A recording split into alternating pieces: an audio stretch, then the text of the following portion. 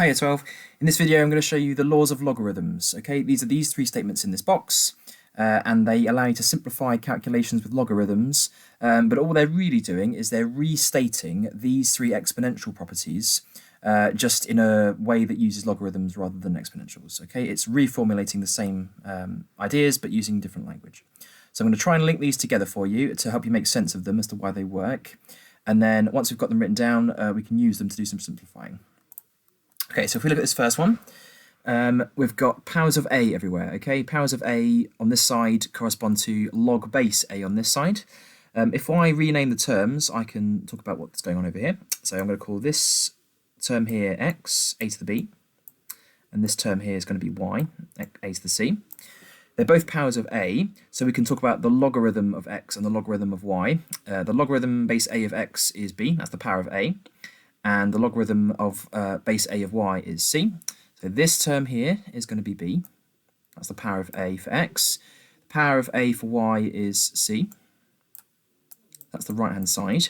If I times together, then multiplication with the same base leads to this addition here. So this is xy.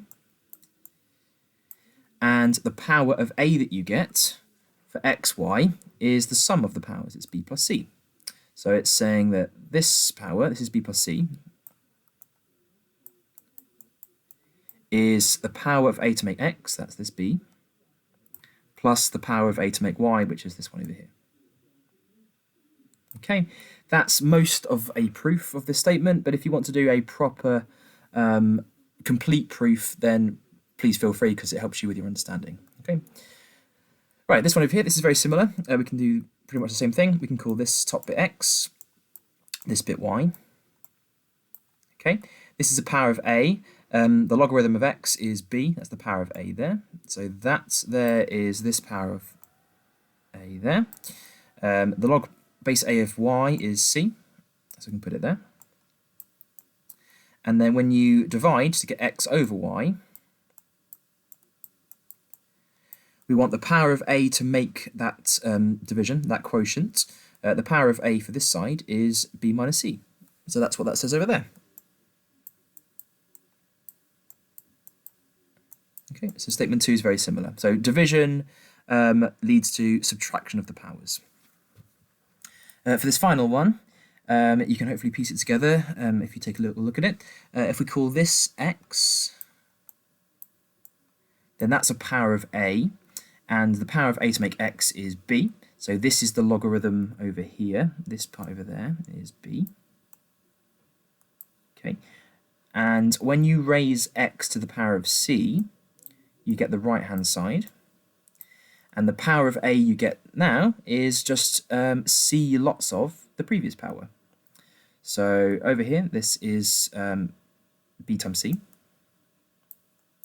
The power of a to make x to the c, which is the right hand side, it's c lots of the previous power. Okay, just x on its own. Okay, so that's that third rule there. The way that I like to think of this rule is if you see a power on the argument in here, okay, make sure that this is on the argument itself, not the entire thing. I'll come back to that in a minute. Then basically you can throw this power down to the front. Okay, you can delete it from there and put it right at the front, so it becomes c times the log of x. Okay. Bear in mind as well, this works for any base that you like. I can change it to base 10 or base 2 or natural log. You can sometimes see these rules written with natural logs. Okay, it's all the same, but any base will do. Make sure you write these down. There are very easy ways to get these wrong, which I'll do a slide on, but write it down carefully just for now. And now I'm going to show you how to use them. Okay, so here's my logarithms again, copied down to the next page. We're going to use them to simplify these logarithms over here, make sure they are as simple as they can go.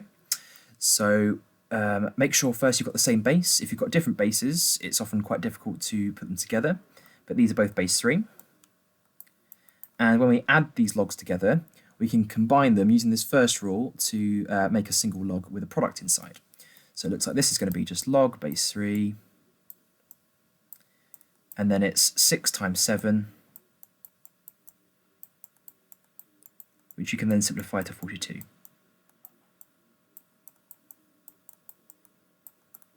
Okay, Okay, you can follow these along on the actual PowerPoint as well. This has come from Dr. Frost. You can easily find the slides attached on Show My Homework. For B, you can simplify this using rule number 2. Okay, you're subtracting logs with the same base. If you take away the powers, that's from a division. So this is log base 2 of 15 over 3, which is log base 2 of 5, whatever that happens to be, but that's the simplest form. For C, slightly trickier. It looks like a combination of two different rules. It looks like we can use the addition rule for the first line, but also there's this third rule hiding in as well. Now, because of these coefficients here, we can't actually use this first rule because those coefficients are in the way. Okay, they stop you from applying this first rule. So you've got to go. You've got to sort out this third rule first and put the powers back on again before you can use this first rule. So I'm going to rewrite this as log base 5, I'll use brackets, of 3 squared by putting the 2 on top of the 3 like that. And if you put the 3 on the top of the 2 like that, you get plus log base 5 of 2 to the 3. Okay, so now the coefficients are out of the way, I can tidy up these two. I can do the 3 squared and the 2 cubed. That's log base 5 of 9 plus log base 5 of 8. And then applying rule number 1, you can put the logs together, make a product. It's log base 5 of 72. And done. And then for D, we can do something quite similar, it looks like. So that first term looks like it doesn't need to do anything with that. Log base 10 of 3. But then the 4 can go on top of the half.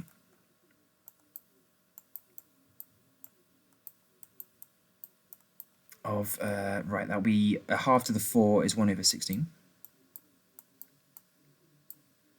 Okay, by doing a half to the power of 4. But then what we can do with this, because this is a reciprocal, I can treat it as a negative power of 16, and then I can cancel that out with the minus sign that I've got there. So I'm going to keep the log base 10 of 3. And then it's minus log base 10 of 16 to the minus 1. Okay. Then the minus 1 can jump out using rule number 3. It can come to the front. And it can make a double negative here. So what I can then do is I can do plus, and then that's going to disappear. Okay, so now it's just a case of using rule number 1. I can go back to using that rule. So then it's combine the logs, log base 10, 3/16 is 48. Okay, that's as simple as it goes. Right, so that's simplifying. What you can then do is, if you've got an equation with logs in, you can use these rules to simplify and then solve for x. But there's a problem that you need to think about at the end, which is thinking about valid solutions, but I'll come to that when we've done it. So I want to solve for x. We've got logs together. I want to maybe put them together. So let's do that. I'm going to keep the first log the same. It can't simplify. But then I can put the 2 on top of the x. So it's plus log base 10 of x squared. I'm going to bracket to kind of emphasize that the x is squared, not the log. That equals 2. I can then combine logs. Log base 10 of 4x squared equals 2. Okay. Now there's one way you can proceed, but there's 2 ways to think about how you're going to do it. You can use the definition of a logarithm to then write a power statement. The power statement is going to be 10 to the power of 2 is going to make your 4x squared. But what you're really doing to both sides is you're applying an exponentiation. Okay, you're putting both sides underneath the 10. And then a 10 raised to a log base 10 will cancel out. These are inverse operations, so these will cancel out. Okay, so it turns out 4x squared equals 10 squared, which is 100. Okay, 10 to the 2 is the thing in there. Then divide by 4. Now we can take square roots, but you've got to look back at your initial equation and consider what possible values can go in. I can put in 5 into my log over there, but we can't put negatives into a log. That's one of the properties of logarithms, so it's only the positive 5, not the negative 5. Okay, can't have log of -5. So that's the answer to that. Okay, some common misconceptions I want to look at. These are the big no-nos, the things you don't want to do. These are just incorrect ways of stating the log rules, okay? This one has got addition inside here, turning into addition here. That's not correct. It has to be a product in this side. And this one, it's raising the entire log to a power. There is no log rule that deals with that, okay? That doesn't become 3 times the log. It's got to be the argument that has the power on it, okay? So not those two. Okay, make sure you're trying to avoid those. And finally, I'll show you one more example of an equation that's got logs in. This is from the docs for us as well, just to show you what to do at the end. So this is your initial equation. We've got to use it to show that this quadratic equation is true. So that's going to be just dealing with the log rules when you see them. What I'm going to do actually, I'm going to put these powers, I'm going to put these log rules on that slide so you can see them better and know what we're using. So using rule number 3, the 2 has gone on top of the argument there. It's made that squared. Then you've put the logs together using rule number 2. Okay, you've divided in the argument there. Then you've applied an exponentiation. You've raised everything onto a 2. So then this argument here is 2 to the power of 6. Then tidy up and you get there.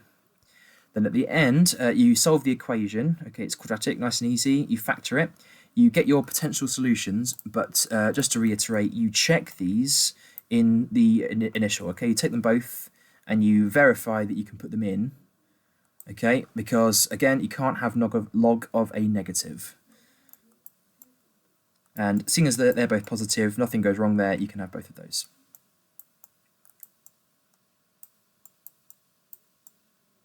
So what I'll do, I'll put log, and then whatever's in here can't be less than or equal to 0. Okay, it can't be 0, can't be negative. So just double check. Okay, so that's the laws of logarithms, okay? Quite important, make sure you commit them to memory as soon as you can and get an understanding of where they come from.